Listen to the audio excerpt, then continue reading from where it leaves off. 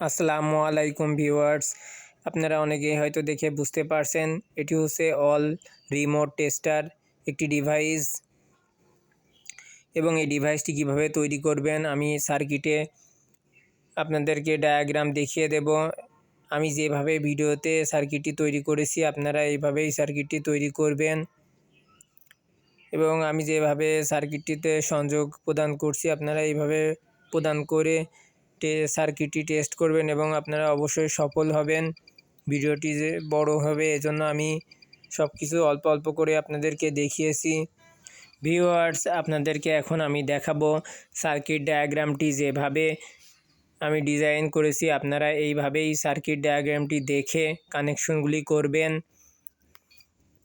এবং ভিডিওটি যদি অবশ্যই আপনাদের একটু হলেও কাজে আসে ভিউয়ার্স, তাহলে অবশ্যই চ্যানেলটি লাইক, কমেন্ট, শেয়ার এবং সাবস্ক্রাইব করে আমার পাশেই থাকবেন।